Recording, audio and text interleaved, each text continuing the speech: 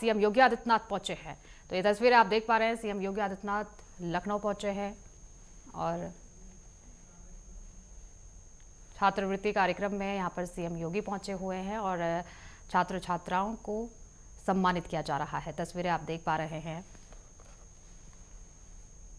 उत्तर प्रदेश के लखनऊ की ये तस्वीरें जहां सीएम योगी आज पहुंचे हुए हैं छात्रवृत्ति कार्यक्रम में, यहां पर पहुंचे हुए हैं और आप तस्वीरों में देख पा रहे हैं कई स्टूडेंट्स यहां पर पहुंचे हुए हैं जिन्हें आज सीएम योगी सम्मानित करते हुए नजर आ रहे हैं। छात्रवृत्ति कार्यक्रम का आयोजन लखनऊ में किया गया है जहां आज सीएम योगी पहुंचे हुए हैं और स्टूडेंट्स भी बेहद उत्सुक नजर आ रहे हैं। छात्रों में अलग ही उत्साह आज नजर आ रहा है। ये सभी मेधावी छात्र हैं जिन्होंने अपने अपने सब्जेक्ट में उत्तीर्ण किया है और उन्हीं को आज सम्मानित किया जा रहा है। सीएम योगी उन्हें सम्मानित कर रहे हैं और उनके अभिभावक भी उनके साथ पहुंचे हुए हैं। ये तस्वीरें आप देख पा रहे हैं और बच्चों के बीच भी काफ़ी उत्साह नजर आ रहा है। तो छात्रवृत्ति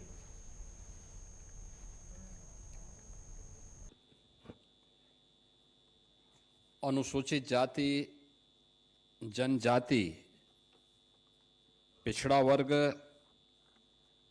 अल्पसंख्यक और सामान्य वर्ग के छात्र छात्राओं के लिए छात्रवृत्ति वितरण के आज के समारोह में लखनऊ में मेरे साथ उपस्थित प्रदेश के समाज कल्याण विभाग के मंत्री श्री असीम अरुण जी, विभाग के राज्य मंत्री श्री संजीव गौड़ जी, अल्पसंख्यक कल्याण विभाग के राज्य मंत्री मोहम्मद दानिश आजाद अंसारी जी, अपर मुख्य सचिव समाज कल्याण श्री एल वेंकटेश्वर लू जी, प्रमुख सचिव पिछड़ा वर्ग कल्याण विभाग श्री सुभाष चंद्र शर्मा जी,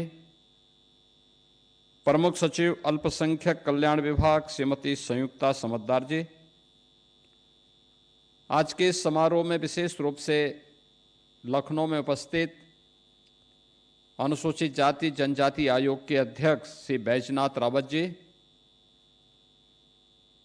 ऐसे ही समारोह प्रदेश के सभी जनपदों में आयोजित हो रहे हैं।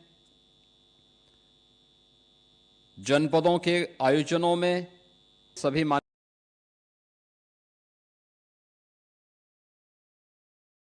जनप्रतिनिधिगण, अभिभावकगण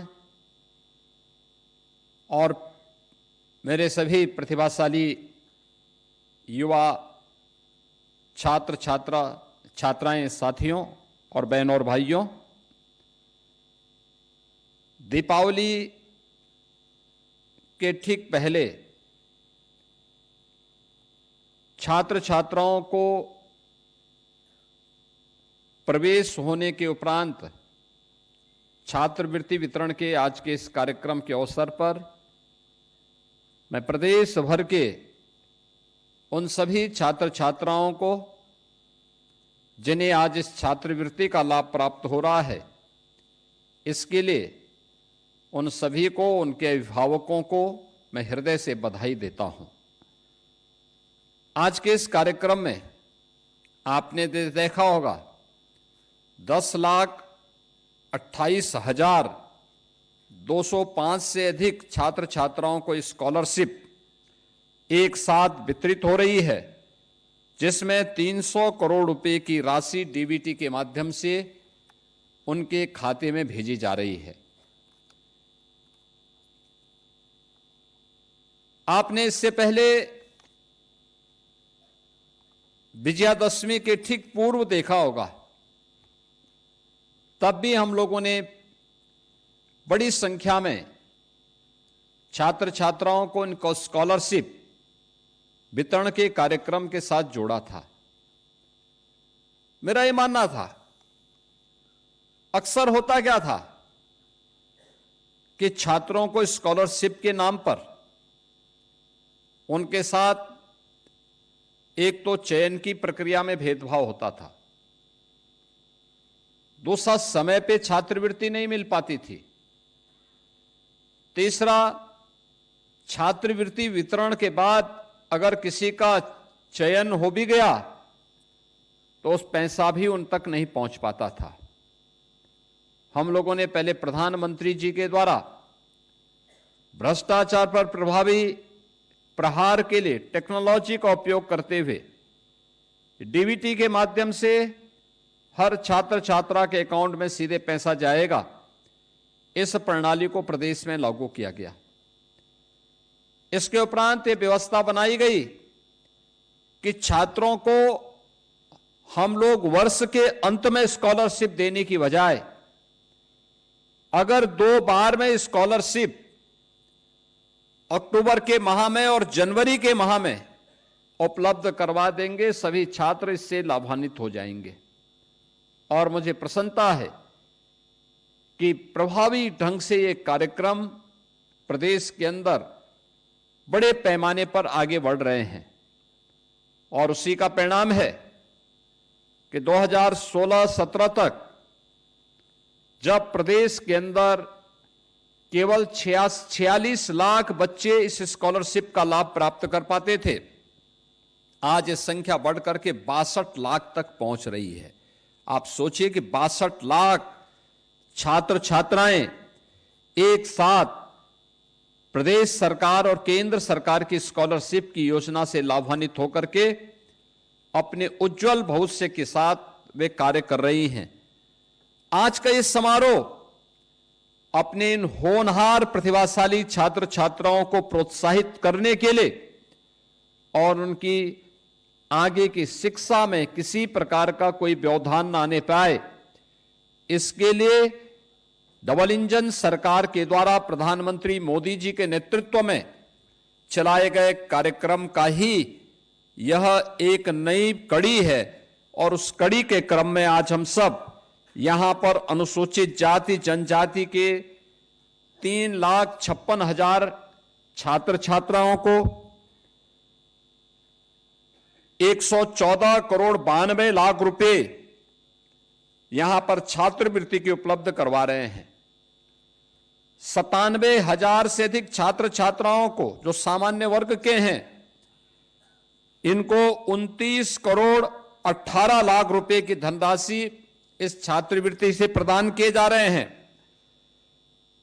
अन्य पिछड़ा वर्ग के 4,83,000 से अधिक छात्र छात्राओं को आज यहां पर 126 करोड़ 69 लाख रुपए की राशि आज उनके खातों में डीबीटी के माध्यम से दिया जा रहा है।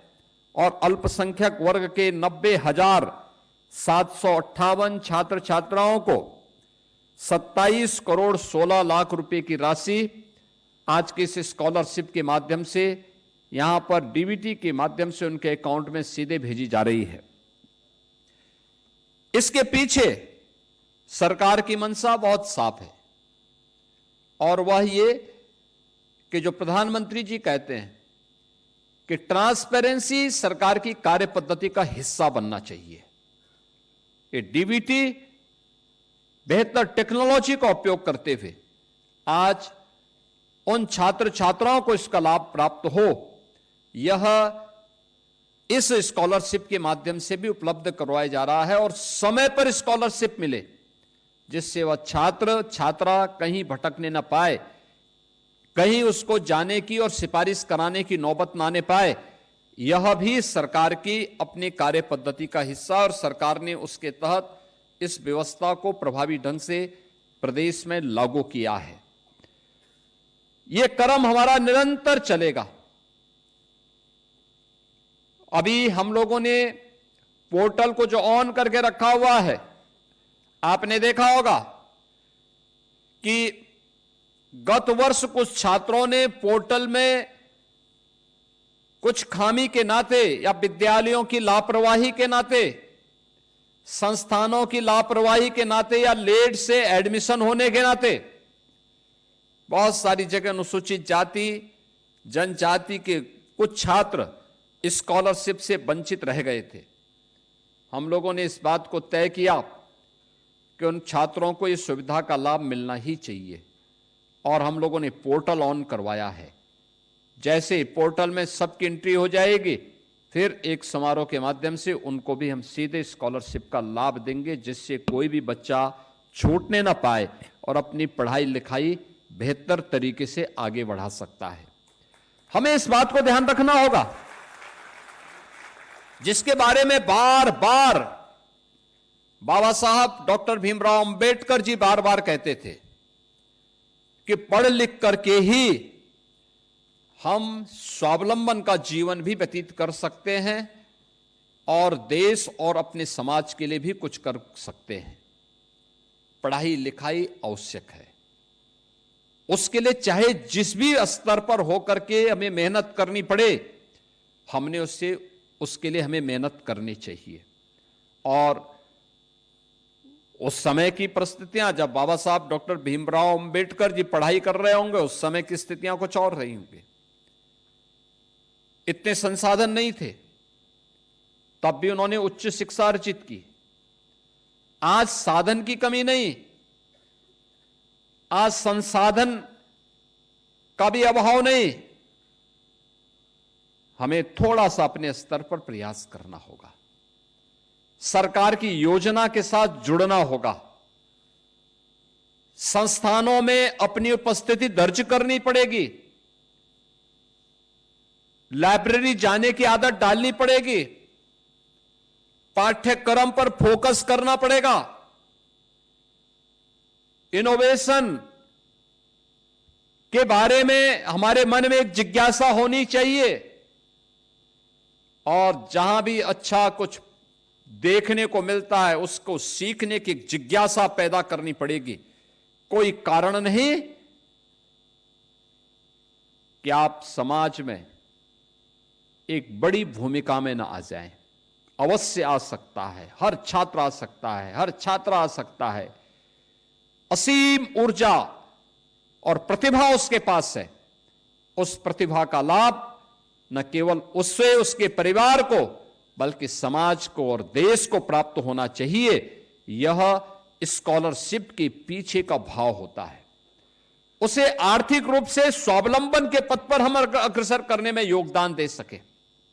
जैसे आपने देखा होगा कि हम लोगों ने पिछले 8 वर्ष में 4,27,00,000 से अधिक छात्र छात्राओं को स्कॉलरशिप की सुविधा का लाभ दिया। बहनों और भाइयों, 2016-17 के पहले यह एक कल्पना थी। 16-17 में तो तत्कालीन सरकार ने अनुसूचित जाति जनजाति की स्कॉलरशिप को ही हड़प लिया था, लाभ ही नहीं दिया, स्कॉलरशिप ही जारी नहीं हुई। हम लोग जब आए तो हमने दोनों वर्ष का फिर एक साथ स्कॉलरशिप उन छात्रों को उपलब्ध करवाई थी, क्योंकि छात्र तो प्रदेश का है, हम उसके साथ भेदभाव नहीं कर सकते।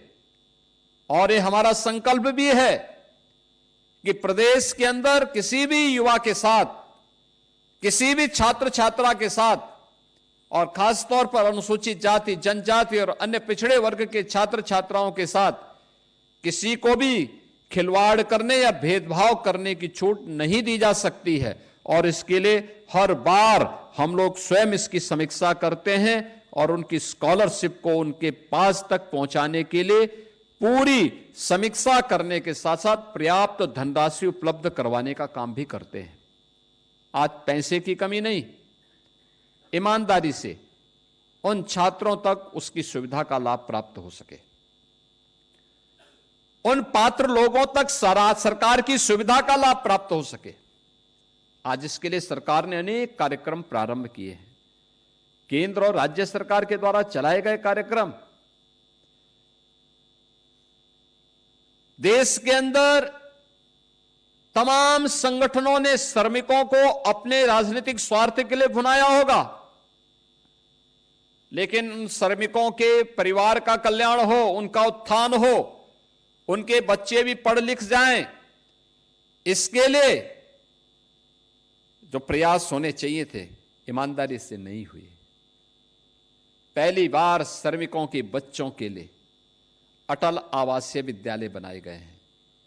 अटल आवासीय विद्यालय बेहतरीन campus, world class campus, BOC board का रजिस्टर्ड श्रमिक का बच्चा वहां पर उस शिक्षा का लाभ ले सकता है। फ्री में रहने की व्यवस्था, खाने की व्यवस्था, पूरी एजुकेशन फ्री, सब कुछ फ्री। ये पहली बार प्रधानमंत्री मोदी जी के मार्गदर्शन में हमने प्रदेश के अंदर 18 कमिश्नरी में 18 ऐसे विद्यालय सफलतापूर्वक संचालित करके श्रमिकों के प्रति, उनके श्रम के प्रति कृतज्ञता ज्ञापित करने के लिए अटल आवासीय विद्यालय प्रारंभ किए हैं। प्रदेश के अंदर आश्रम पद्धति विद्यालय के माध्यम से अनुसूचित जाति के बच्चों को उनको बेहतरीन कैंपस, लॉजिंग, फूडिंग की सभी व्यवस्था एक ही छत के नीचे प्रदान करते हुए ये विद्यालय भी संचालित हो रहे हैं। प्रदेश के अंदर कस्तूरबा गांधी विद्यालय के माध्यम से गरीब बालिकाओं को इंटरमीडिएट तक की शिक्षा फ्री में उपलब्ध हो सके, इसके लिए उन बालिकाओं को रहने की व्यवस्था भी करना और उनके लिए अच्छी शिक्षा की व्यवस्था भी करना, कस्तूरबा गांधी विद्यालय के माध्यम से प्रदेश के अंदर इस कार्य को भी आगे बढ़ाया गया। प्रदेश के अंदर अन्य अनेक कार्यक्रम प्रारंभ करने के साथ ही हमारा युवा प्रतियोगी परीक्षाओं की तैयारी करने के लिए, उसे कोचिंग के लिए इधर उधर भटकना ना पड़े। अनुसूचित जाति जनजाति के छात्रों के लिए पहले प्रतियोगी परीक्षाओं की तैयारी के लिए कुछ क्षेत्रों में कोचिंग चलते थे, उसकी स्ट्रेंथनिंग की गई, उसको और समृद्ध किया गया। लेकिन साथ साथ यह भी सुनिश्चित किया गया कि जो बच्चे यूपी के हैं प्रतियोगी परीक्षाओं की तैयारी करने के लिए, जिन्हें बाहर जाना होता था, बाहर चले जाते थे, वहां पर उनके सामने असमंजस की स्थिति रहती थी। आज अभ्युदय कोचिंग के माध्यम से हर जनपद में बेहतरीन मंच और प्लेटफॉर्म उपलब्ध करवाया गया है प्रदेश के प्रतिभाशाली छात्र छात्राओं के लिए। और मुझे यह देख करके प्रसन्नता होती है कि जब भी किसी प्रतियोगी परीक्षा के परिणाम आते हैं तो उसमें अभ्युदय कोचिंग से जुड़े हुए छात्र छात्राओं के भी नंबर बहुत अच्छे आते हैं और बहुत सारे लोगों का सिलेक्शन भी होता है, उसमें दिखाई देता है। यानी करने की एक सरकार की प्रतिबद्धता होती है, तब परिणाम आते हैं। प्रदेश के अंदर समाज कल्याण के माध्यम से समाज के अलग अलग तबके के कल्याण के लिए सरकार के द्वारा जो कार्यक्रम प्रारंभ किए जाते हैं, आप सोचो 1 करोड़ परिवार ऐसा है जिसको आज के दिन पर सरकार 1 करोड़ से अधिक 1 करोड़ 5 लाख की संख्या है, जिन्हें हम यानी 12,000 रुपये सालाना पेंशन की सुविधा सरकार के स्तर पर दी जाती है, जिसमें निराश्रित महिला, वृद्धावस्था पेंशन और दिव्यांगजन पेंशन की सुविधा है। उन परिवारों को हर महीने, हर तीसरे महीने हम उनके अकाउंट में पैसा उपलब्ध करवाते हैं। आप सोचो, पहले वृद्धावस्था पेंशन हो या निराश्रित महिला पेंशन, ये 300 रुपये मिलती थी। 6 महीने में एक बार पैसा दिया जाता था, 1800 रुपये, और 1800 रुपये में 600 रुपये बाबू और अन्य लोग मिलकर के खा जाते थे, और वो भी उस बेचारे को नहीं मिल पाता था। अब सरकार ने व्यवस्था की है कि 12,000 रुपये की राशि उनके अकाउंट में जाएगी और डीबीटी के माध्यम से उनके अकाउंट में सीधे पैसा चला जाता है, सीधे पैसा जाता है। आप सोचो, पहले 300 रुपये से अब हमने 1,000 रुपया महीना कर दिया। ऐसे ही गरीब बालिकाओं की शादी के लिए कोई व्यवस्था नहीं थी। हमने मुख्यमंत्री सामूहिक विवाह योजना प्रारंभ की। मुख्यमंत्री सामूहिक विवाह योजना का कार्यक्रम, आज हम एक बेटी की शादी के लिए 1 लाख रुपए की सहायता प्रदेश सरकार की ओर से उपलब्ध करवाते हैं। और उस बेटी की शादी के कार्यक्रम में, सामूहिक विवाह के कार्यक्रम में मुझे समय मिलता तो मैं भी जाता हूं। हमारे मंत्रियों को, विधायकों को, सांसदों को, समाज के वरिष्ठ यानी अन्य महानुभावों को, प्रशासनिक अधिकारियों को इस कार्यक्रम में भागीदार बनने का अवसर प्राप्त होता है।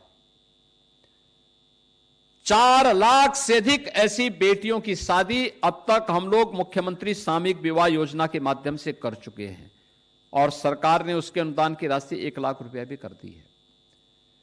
सरकार का प्रयास होता है कि बिना भेदभाव के शासन की योजना समाज के हर तबके को पहुंचे और इसी का परिणाम है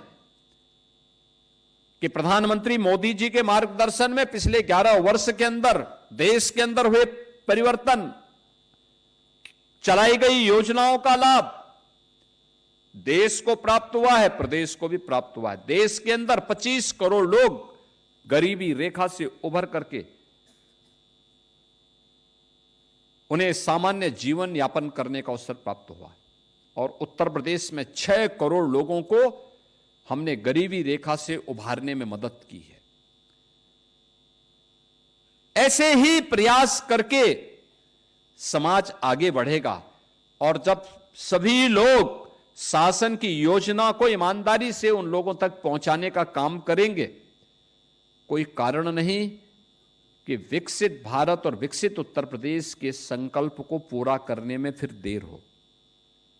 जो प्रधानमंत्री जी का शताब्दी संकल्प का जो लक्ष्य है, 2047 जब ये देश अपनी आजादी के 100 वर्ष पूरा कर रहा होगा, इन्हीं सब प्रयासों से हम उस संकल्प को पूर्ति करने में सफल होंगे। आज के इस अवसर पर मेरा आप सबसे आह्वान होगा, खासतौर पर मैं अनुसूचित जाति जनजाति से जुड़े हुए छात्रों से कहूंगा, स्कूल जरूर जाएं, पढ़ाई जरूर करें, मेहनत करने की आदत डालें। आपके पास ये नैसर्गिक गुण है, उसके तहत अगर आप अधिक से अधिक अध्ययन करेंगे, बाबा साहब भीमराव अंबेडकर जी ने जिस बात पर लगातार आह्वान किया था, कोई कारण नहीं कि आने वाले समय में आप समाज की तकदीर को भी और तस्वीर को भी बदलने में एक निर्णायक भूमिका का निर्वहन कर देंगे। और उसी दृष्टि से ये समारोह आज यहां पर आयोजित किया गया है। मुझे प्रसन्नता है कि दीपावली के ठीक पूर्व ये 10,28,205 छात्र छात्राओं के लिए ये स्कॉलरशिप की राशि आज जारी हो रही है। बाकी अन्य छात्रों को भी हम लोग इसी प्रकार से इस राशि को एक समय सीमा के अंदर उनके अकाउंट तक पहुंचाने में योगदान देंगे। आज के इस अवसर पर एक बार फिर से जिन छात्र छात्राओं को स्कॉलरशिप प्राप्त हो रही है, प्रदेश भर के उन 10,28,000 से अधिक परिवार के सदस्यों को मेरी बधाई है। दीपावली की भी आप सबके प्रति मेरी मंगलमय शुभकामनाएं हैं और विश्वास करता हूं कि आपका ये उत्साह अपने बेहतर भविष्य के लिए इसी प्रभावी ढंग से आगे बढ़ता हुआ दिखाई देगा। आप सबके प्रति मेरी मंगलमय शुभकामनाएं हैं। धन्यवाद। जय हिंद। धन्यवाद माननीय, आपके शब्दों से हमें प्रेरणा मिली है और हमेशा मिलती है। मैं आपका बहुत बहुत आभार व्यक्त करती हूं। ऐसे प्रतिभा संपन्न व्यक्ति की मौजूदगी मात्र हमें विश्वास से भर देती है।